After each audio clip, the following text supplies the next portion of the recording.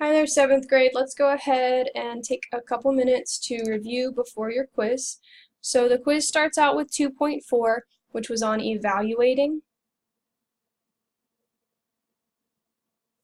Evaluate just means take the value that they give you. So if they say x equals 15,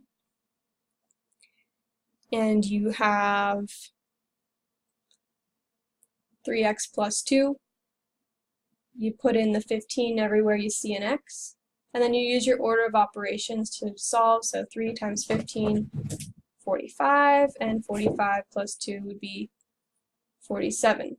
So just be careful with your steps, make sure you're going through your order of operations, and make sure you're careful substituting in your values. Remember, if you're substituting in a negative value, let's say we had y equals -5, I'm going to give you the example of negative y over 1. Now, whenever you substitute in for your y, you have to remember you're taking and you're putting your negative value here inside of parentheses.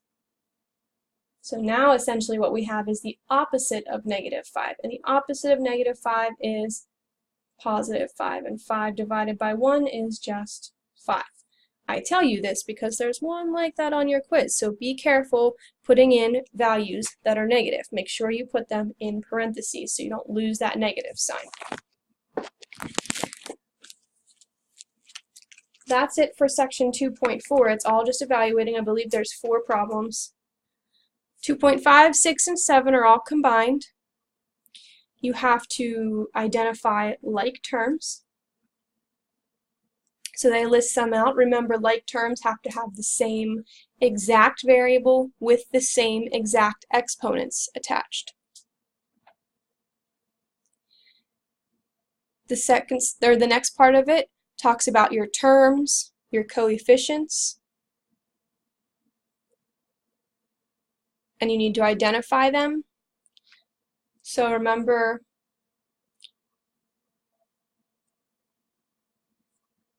terms are separated by addition or subtraction signs. So we've got a term here, a term here, and a term here. And your coefficient is the number in front of a variable. If this was -5, then your whole coefficient is -5, so be careful with that. There is actually another evaluate on that section, so you should be good with that. And then we have some simplify. So remember, simplifying means you might have,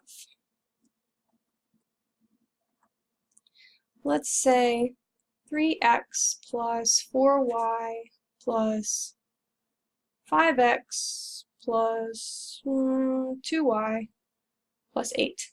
So we need to go through and combine our like terms. So I need to look for like terms first. I have an x term and an x term. So I'll take care of those first. I have 3 x's being added to 5 x's, so it gives me a total of 8x.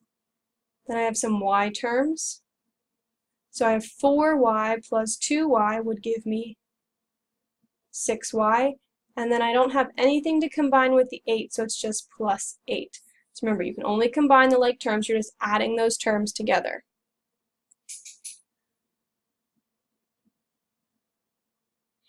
And there is a simplify when that has the distributive property. So let's review the distributive property real quick.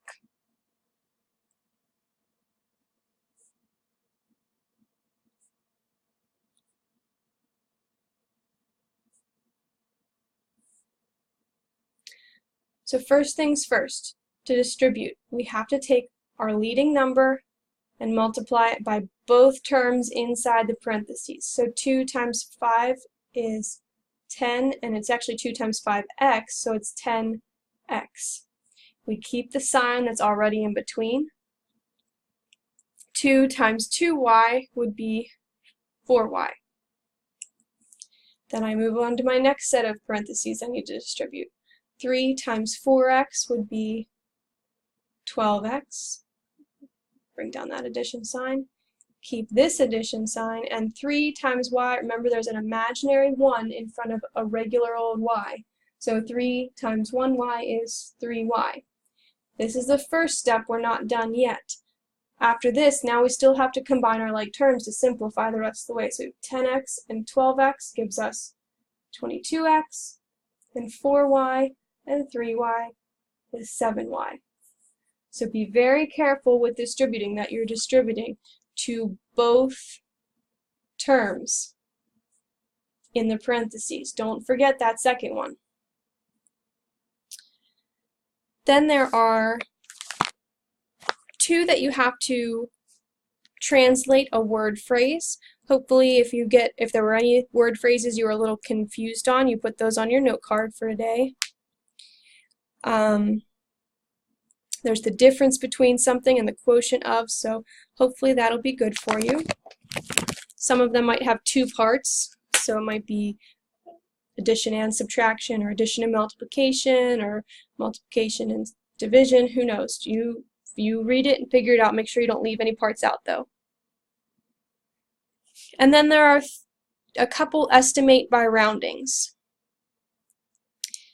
The first, remember that if they don't tell you what place value to round to, you just automatically default to the highest place value. And then you add.